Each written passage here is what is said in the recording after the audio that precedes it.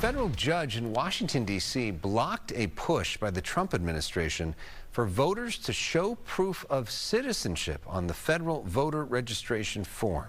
This comes after President Trump signed an executive order in March that called for sweeping changes to American elections. For more, I'm joined by Jessica Huseman.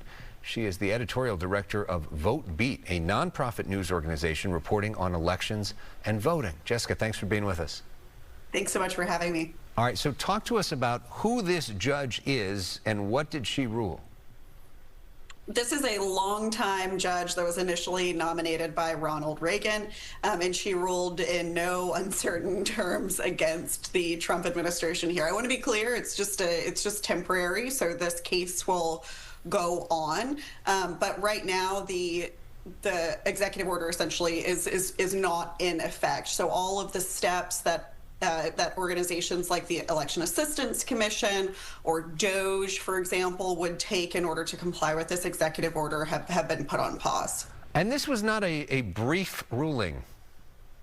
No, it was 120 pages long. Yes, so that was a fun read this afternoon. And she did that in less than a week, I think, so that she's clearly interested in this particular case. Okay, so as you mentioned, this is temporary. So what's next?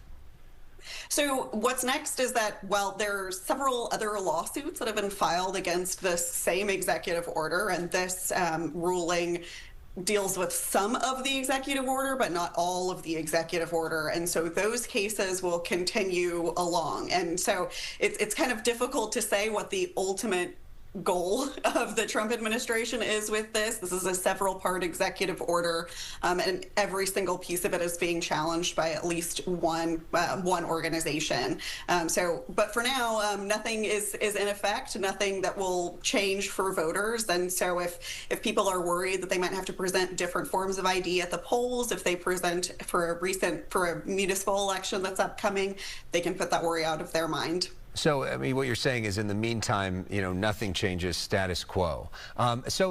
He's going after a lot of different aspects of voting, including voter ID, something that he's really mad at the way it works here in California. Of all the things that he's doing, what do you think has the best chance of actually succeeding in terms of changing at the courts?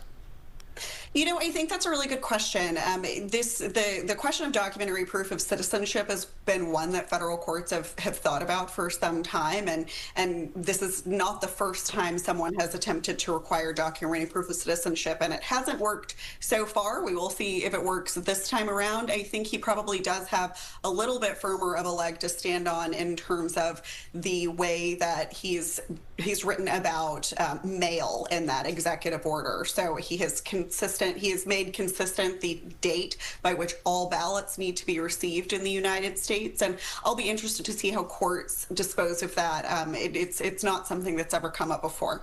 And so what's the date that he wants? He wants Election Day. So if your ballot is not received by Election Day, it does not count. California has a pretty long deadline for getting y'all's ballot back because you are vote by mail state. Yeah.